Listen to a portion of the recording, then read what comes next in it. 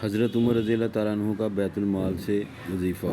حضرت عمر رضی اللہ تعالیٰ عنہ بھی تجارت کیا کرتے تھے۔ جب خلیفہ بنائے گئے تو بیت المال سے وظیفہ مقرر ہوا۔ مدینہ طیبہ میں لوگوں کو جمع فرما کر ارشاد فرمایا کہ میں تجارت کرتا تھا، اب تم لوگوں نے اس میں مشغول کر دیا، اس لیے اب گزارے کی کیا صورت ہو؟ لوگوں نے مختلف مقداریں تجویز کی۔ حضرت علی کرم اللہ وجہہ چپ بیٹھے تھے۔ حضرت عمر رضی اللہ تعالیٰ عنہ نے دریافت فرمایا کہ تمہاری کیا رائے ہے؟ آپ نے فرمایا کہ توسط کے ساتھ جو تمہیں اور تمہارے گھر والوں کو کافی ہو جائے۔ حضرت عمر رضی اللہ تعالیٰ عنہ نے اس رائے کو پسند فرمایا اور قبول کر لیا اور متوسط مقدار تجویز ہو گئی۔ اس کے بعد ایک مرتبہ ایک مجلس میں جس میں خود حضرت علی کرم اللہ وجہہ بھی تھے اور حضرت عثمان رضی اللہ تعالیٰ عنہ، حضرت زبیر رضی اللہ تعالیٰ عنہ، حضرت طلحہ رضی اللہ تعالیٰ عنہ شریک تھے، یہ ذکر آیا کہ حضرت عمر رضی اللہ تعالیٰ عنہ کے وظیفے میں اضافہ کرنا چاہیے کہ گزر میں تنگی ہوتی ہے، مگر ان سے عرض کرنے کی ہمت نہ ہوئی۔ اس لیے ان کی صاحبزادی حضرت حفصہ رضی اللہ تعالیٰ عنہ جو حضور صلی اللہ علیہ وسلم کی بیوی ہونے کی وجہ سے ام المومنین بھی تھیں، ان کی خدمت میں یہ حضرات تشریف لے گئے اور ان کے ذریعے سے حضرت عمر رضی اللہ تعالیٰ عنہ کی اجازت اور رائے معلوم کرنے کی کوشش کی اور ساتھ ہی یہ بھی کہہ دیا کہ ہم لوگوں کو نام معلوم نہ ہوں۔ حضرت حفصہ رضی اللہ تعالیٰ عنہ نے جب حضرت عمر رضی اللہ تعالیٰ عنہ سے اس کا تذکرہ کیا تو چہرے پر غصہ کے آثار ظاہر ہوئے۔ حضرت عمر رضی اللہ تعالیٰ عنہ نے نام دریافت کیے۔ حضرت حفصہ رضی اللہ تعالیٰ عنہ نے عرض کیا کہ پہلے آپ کی رائے معلوم ہو جائے۔ حضرت عمر رضی اللہ تعالیٰ عنہ نے فرمایا کہ مجھے ان کے نام معلوم ہو جاتے تو ان کے چہرے بدل دیتا، یعنی ایسی سزائیں دیتا کہ منہ پر نشان پڑ جاتے۔ تو ہی بتا کہ حضور صلی اللہ علیہ وسلم کا عمدے سے عمدہ لباس تیرے گھر میں کیا تھا؟ انہوں نے عرض کیا کہ 2 کپڑے گیروی رنگ کے جن کو حضرت حضور صلی اللہ علیہ وسلم جمعہ کے دن یا کسی وفد کی وجہ سے پہنتے تھے۔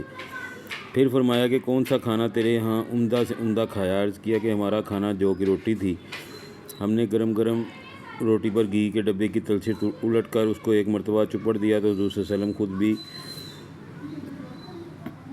اس کو مزے لے لے کے نوش فرما رہے تھے اور دوسروں کو بھی کھلاتے تھے۔ فرمایا کون سا بسترا عمدہ ہوتا تھا جو تیرے یہاں بچھاتے تھے؟ عرض کیا ایک موٹا سا کپڑا تھا، گرمی میں اس کو چورا کر کے بچھا لیتے تھے اور سردی میں آدھے کو بچھا لیتے اور آدھے کو اوڑھ لیتے۔ فرمایا حفصہ ان لوگوں تک یہ بات پہنچا دے کہ حضور صلی اللہ علیہ وسلم نے اپنے طرز عمل سے ایک اندازہ مقرر فرما دیا اور امید آخرت پر کفایت فرمائی۔ میں نے حضور صلی اللہ علیہ وسلم کا اتباع کروں گا۔ میری مثال اور میرے 2 ساتھی حضور اقدس صلی اللہ علیہ وسلم اور حضرت ابو بکر صدیق رضی اللہ تعالیٰ عنہ کی مثال ان 3 شخصوں کے ہی ہے جو ایک راستے پر چلے۔ پہلا شخص ایک توشہ لے کر چلا اور مقصد کو پہنچ گیا، دوسرے نے بھی پہلے کا اتباع کیا اور اسی کے طریقے پر چلا، وہ بھی پہلے کے پاس پہنچ گیا۔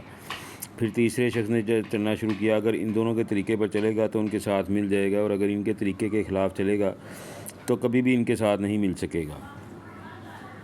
فائدہ: یہ اس شخص کا حال ہے جس سے دنیا کے بادشاہ ڈرتے تھے، کانپتے تھے کہ اس زاہدانہ زندگی کے ساتھ عمر گزار دی۔ ایک مرتبہ حضور صلی اللہ علیہ وسلم خطبہ پڑھا رہے تھے اور آپ کی لنگی میں 12 پیوند تھے جن میں سے ایک چمڑے کا بھی تھا۔ ایک مرتبہ جمعہ کی نماز کے لیے تشریف لانے میں دیر ہوئی تو تشریف لا کر معذرت فرمائی کہ مجھے اپنے کپڑے دھونے میں دیر ہوئی اور ان کپڑوں کے علاوہ اور تھے نہیں۔ ایک مرتبہ حضرت عمر رضی اللہ تعالیٰ عنہ کھانا نوش فرما رہے تھے اور غلام نے آ کر عرض کیا کہ عتبہ بن ابی فرقد رضی اللہ تعالیٰ عنہ حاضر ہوئے ہیں۔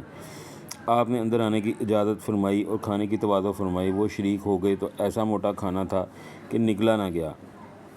انہوں نے عرض کیا کہ چھنے ہوئے آٹے کا کھانا بھی تو ہو سکتا تھا۔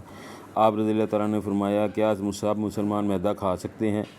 عرض کیا کہ سب تو نہیں کھا سکتے۔ فرمایا کہ افسوس، تم یہ چاہتے ہو کہ میں اپنی ساری لذتیں دنیا ہی میں ختم کر دوں؟ اس قسم کے سینکڑوں واقعات، ہزاروں نہیں بلکہ لاکھوں واقعات ان حضرات کرام کے ہیں۔ ان کا اتباع نہ اب ہو سکتا ہے، نہ ہر شخص کو کرنا چاہیے کہ قوہ ضعیف ہیں جس کی وجہ سے تحمل بھی ان کا اس زمانے میں دشوار ہے۔ اس وجہ سے اس زمانے میں مشائخ تصوف ایسے مجاہدوں کی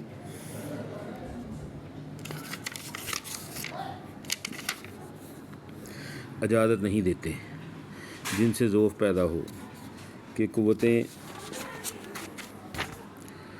قوتیں پہلے ہی ضعیف ہیں۔ ان حضرات کو اللہ جل شانہ نے قوتیں بھی عطا فرمائی تھی۔ البتہ یہ ضروری ہے کہ اتباع کی خواہش اور تمنا ضرور رکھنا چاہیے کہ اس کی وجہ سے رام طلبی میں کچھ کمی واقع ہو، نگاہ کچھ تو نیچی رہے اور اس زمانہ کے مناسب اعتدال پیدا ہو جائے کہ ہم لوگ ہر وقت لذات دنیا میں بڑھتے جاتے ہیں اور ہر شخص اپنے سے زیادہ مال والے کی طرف نگاہ رکھتا ہے اور حسرت میں مرا جاتا ہے کہ فلاں شخص مجھ سے زیادہ وسعت میں ہے۔ اللہ ہمیں عمل کرنے کی توفیق عطا فرمائے۔